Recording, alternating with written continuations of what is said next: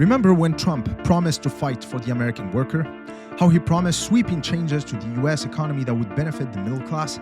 Well, his tariffs risk doing the complete opposite, driving up prices, wrecking industries, and making everyday life more expensive for the very people who voted for him. Tariffs sound great on paper. Tax foreign goods so people buy American, right? Well, it's never that simple. Tariffs are taxes on imported goods. Businesses don't absorb that cost. They pass it on to us, the consumers, by increasing prices, and the extent of that increase in price depends on the price elasticity of demand for those goods, i.e., how widely available said goods are in an economy or how much bargaining power the consumers have over businesses. Let's take the tariffs imposed on Canada, for instance. By imposing a 25% tariff on food products, such as maple syrup, for example, Americans will have to pay 25% more to put maple syrup on their pancakes. Well, not such a big deal, is it? Americans can easily opt for American jam or Hershey's chocolate sauce instead. They could also avoid pancakes altogether. However, things become quite problematic when dealing with goods essential to the economy, such as natural gas and oil. Any disruption to the oil and gas supply to the American economy will undeniably result in increased energy prices, which will in turn increase prices across the board, since everything from production to transportation depends on energy.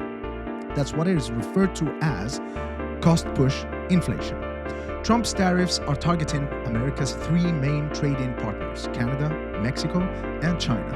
And beyond the obvious diplomatic awkwardness this populist posturing has already caused, these policies will undeniably have a ripple effect on the American economy and will almost certainly exacerbate America's long-lasting inflation.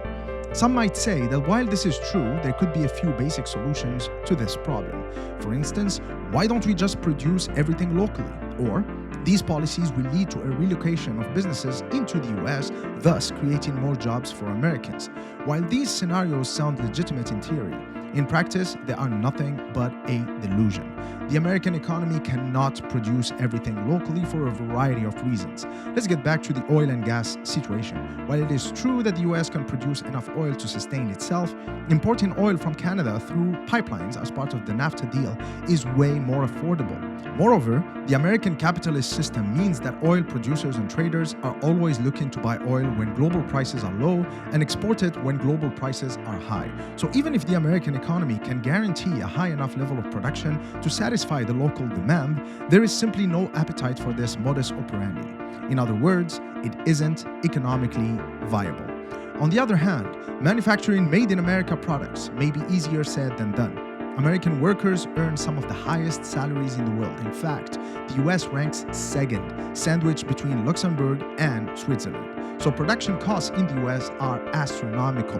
There is a reason businesses started offshoring aggressively in the 70s and 80s. Simply put, there was no other way. It was the only way to produce high-quality goods efficiently and at a low cost. So as a result of Trump's tariffs, it is highly unlikely that multinationals will move the bulk of their operations domestically because, again, it simply isn't economically viable. So listen, dear viewers, there is a plethora of arguments that can be put forward to support the thesis I made in the beginning of the video. Trump is using his constituency's economic illiteracy to advance a populist, politically driven agenda that will inevitably end up hurting the very same people it gives the illusion of helping, the American people.